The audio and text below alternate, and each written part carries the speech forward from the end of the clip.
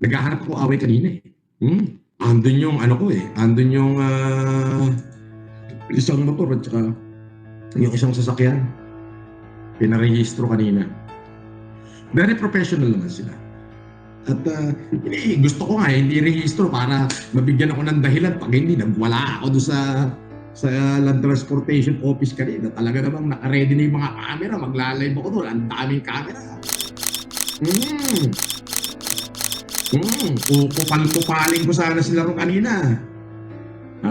Talagang tawag atensyon na tayo talaga kanina. Pero saludo ko doon sa mga member ng LTO. They are very professional. Sir, ito po.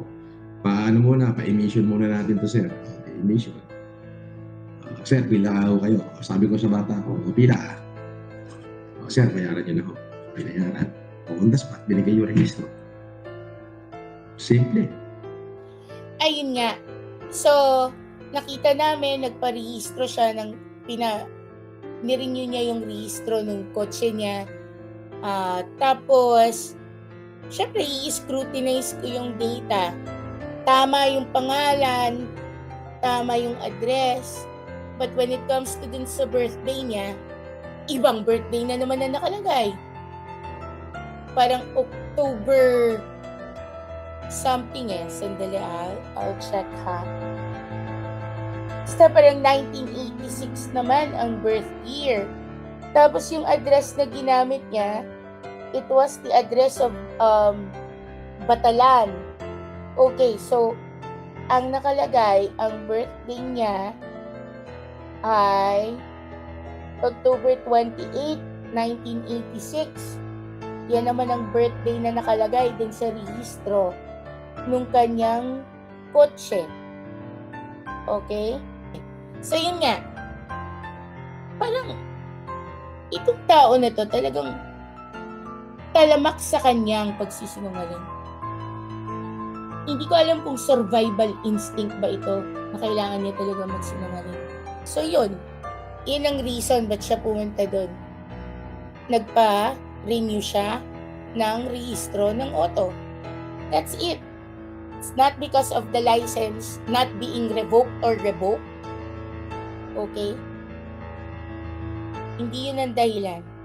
At tandaan, huwag nagpapaniwala sa kwento ng pangit na taong nagngangalang Norman Mangusin. Mamaya mag-update ako ng mga kung ano pang update dahil pinaparevoke namin ang rehistro ng kotse na yan. Inaalam ko pa lang kung sino ang, rather kung saan siya smoke test. Inaalam namin kung saan niya pina-check yung auto na yan para kami ay makapagpa-revoke na ng kanyang rehistro. Another one bites the dust. Okay? O sige, babu! Sabi ko, revoke na ba yung lisensya ko? Sir, sa system po, suspension pa lang. Wala pa hong papel na bumababa sa amin. Diba? Ayun. Kasi we are very ready. We are very much ready to file a case. Preparado na kami. We're going to file a case. At saka pala, salamat sa ninong ko. Salamat. Nong, thank you very much. I love you, Nong. Salamat sa advice at sa tulong.